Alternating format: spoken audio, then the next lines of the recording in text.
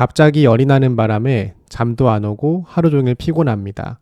남편이 던진 무심한 말에 이상하게 자꾸 눈물이 납니다.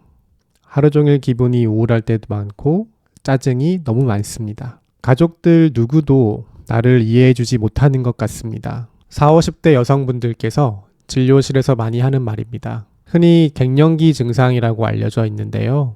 때로는 이게 갱년기 증상인지 아니면 우울증 증상인지 헷갈릴 때도 있을 겁니다. 도움을 받고 싶은데 산부인과를 가야 할지 정신과를 가야 할지 모를 때도 많습니다. 오늘은 단순 갱년기 증상과 구분되는 우울증의 신호에 대해서 말씀드리겠습니다. 얘기를 듣다 보면 병원을 선택하시는 데 있어 도움이 되실 테니까요.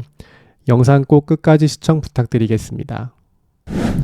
갱년기 증상은 남성들도 있지만 오늘은 여성분들을 중심으로 말씀드리도록 하겠습니다. 갱년기 증상은 40대 중반이 넘어가면서부터 에스트로겐이라는 여성 호르몬이 감소되기 시작하면서 나타납니다. 대표적인 증상은 생리불순, 혈관 운동성 증상이라 그래서 갑자기 열이 확 하고 오르는 거, 얼굴이 갑자기 빨개지는 거, 땀이 갑자기 나는 것, 이런 증상들이 있는데요. 뿐만 아니라 관절통, 근육통과 같은 신체 증상이 나타나기도 하고요. 불면증, 감정 기복이 좀 심해지기도 합니다. 갱년기는 자연스러운 노화의 현상이지만 증상이 좀 심하게 나타나게 된다면 그 기간 동안 상당히 괴로운 시기이기도 하는데요. 특히 눈물이 좀 많아지고 슬픈 감정을 많이 느끼다 보니까 이게 그냥 우울증인가 싶을 때도 있습니다. 어떤 경우에 우리가 우울증을 의심해 봐야 될까요? 우울증의 신호들을 하나씩 살펴보도록 하겠습니다. 첫 번째는 정서적인 상태의 변화입니다. 우울감을 느끼거나 우리가 이제 무쾌감이라고 하는데요. 어떤 것에도 재미를 느낄 수가 없고 흥미가 사라지는 느낌을 경험하게 됩니다. 상황에 따라서 단순히 기분이 잠깐 울적한 게 아니라 하루 종일 기간상으로 보면은 2주 이상 지속적으로 이런 느낌을 경험하는 겁니다. 뭘 해도 재밌지가 않고 흥미가 생기지 않습니다. 친구들이 한번 보자고 해도 만사가 다 귀찮아서 나가기가 싫고요. 고립된 생활을 하기 시작합니다. 이제 가족들이 뭔가를 좀 하자고 해도 다 귀찮게 느껴지죠. 간단한 집안일조차도 하기가 좀 어렵다 보니까 남편이나 가족들이 한마디씩 하기 시작합니다. 그런데 그 한마디를 듣는 순간 기분은 더 울적해지기 시작하죠. 이렇게 지속되는 우울감이나 무쾌감이 있다는 것이 우울증의 첫 번째 신호입니다. 두 번째는 우리 몸의 신체 기능의 변화입니다. 특히나 잠자는 것 그리고 먹는 것의 변화입니다. 갱년기가 되면 아까 말씀드린 그런 혈관 운동성 증상 때문에 잠자는 것이 좀 힘들어집니다. 근데 이것과 우울증의 맥락에서 발생하는 불면증은 질적으로 조금 다릅니다. 우울증에서의 불면은 생각이 너무 많아지는 게 문제입니다. 자려고 누우면 미래에 대한 걱정, 과거에 대한 후회, 자기 비하 이런 여러 가지 부정적인 생각들 때문에 잠이 오지 않습니다. 잠을 자도 금방 깨고요.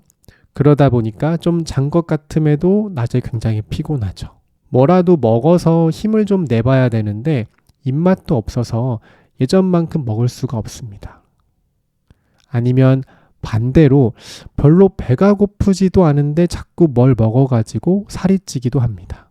그러면 살찌는 것 자체가 또 스트레스가 돼버리는 거죠. 이렇게 잠자는 것과 먹는 것의 변화가 생기는 것이 우울증의 두 번째 신호입니다. 다음은 인지 기능의 변화입니다. 특히나 집중력이 떨어지기 시작하고요.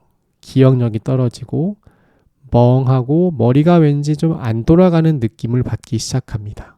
이러한 변화 때문에 특히나 가장 많이 말씀들을 하시는 것이 건망증이 좀 심해졌다입니다. 내가 그날 해야 할 걸 자꾸 까먹게 되고 물건을 둔 것을 자꾸 까먹는다라고 말씀들을 하십니다. 집중력이 떨어져 있다 보니까 책이나 드라마 혹은 유튜브 영상 같은 거를 끝까지 보는 게 좀 어렵다고 말씀들을 하세요. 이러한 인지 기능의 변화가 우울증의 세 번째 신호입니다. 그 다음 네 번째 신호는 생각의 변화입니다. 특히 부정적인 생각이 머릿속을 지배하는 건데요. 자기 비하, 비관적 사고가 굉장히 많아지기 시작합니다. 남편이나 자녀들의 어떤 지나가는 말 한마디에 굉장히 쉽게 상처를 받게 되는데요. 자꾸 그런 말을 들을수록 내가 뭔가 문제가 있는 것만 같다라는 생각이 들기 시작하고요. 지금까지 살아온 내 모습이 다 뭔가 좀 잘못 살아온 것 같다라는 생각이 들기 시작합니다.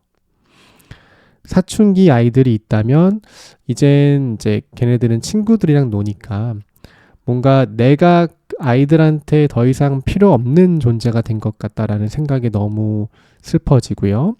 남편에게는 나라는 사람이 매력이 없는 사람처럼 느껴지기 시작하고요.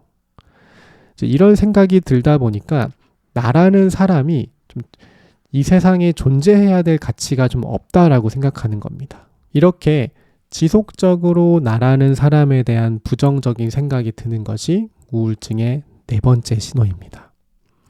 이런 생각이 점점점 더 심해지면 5번째 신호인 자살 생각을 하기 시작합니다. 이렇게 내가 쓸모가 없는데 살아서 뭐하나 라는 생각이 들고요. 아니면 재밌는 것도 없고 뭘 해도 즐겁지가 않다 보니까 사는 거에 대한 의미를 못 찾는 것입니다. 그래서 이런 자살 생각이 좀 심해지다 보면 실제 자살에 대한 계획까지 세우기도 하십니다. 이와 같은 우울증 증상들은 일상을 제대로 유지하기 어렵게 만듭니다. 그냥 아침에 일어나서 샤워하는 것도 힘들고요. 집안일은 더더욱 힘들고요.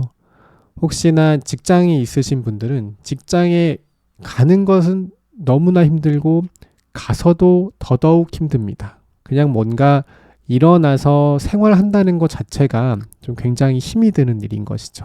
이런 모습들은 단순 갱년기 증상들과는 분명하게 구분되는 우울증의 증상들입니다. 내 모습을 한번 돌아보면서 체크해 보시고 증상이 있다면 정신건강의학과를 방문해 보세요. 꼭 우울증이 아니더라도 심한 감정 기복에 도움이 되는 치료가 있으니까요. 힘들게 견디기보다는 병원에 가서 꼭 도움을 받아보세요. 갱년기는 환경적으로도 그리고 내적으로도 다양한 변화가 일어나는 시기입니다. 환경적으로 아이들은 점차 독립적인 존재가 되어가고 직장과 가정에서 나라는 사람의 어떤 역할이 변하기 시작하는 시기입니다.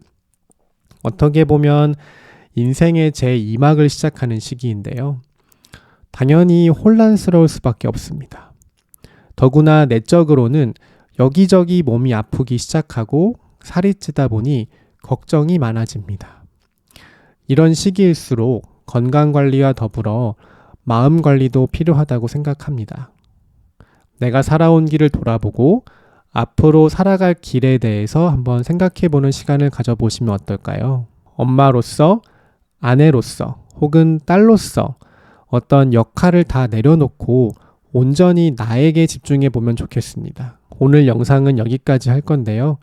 영상이 도움이 되셨다면 구독과 좋아요 부탁드립니다. 이상 정신과 의사 장지연이었습니다.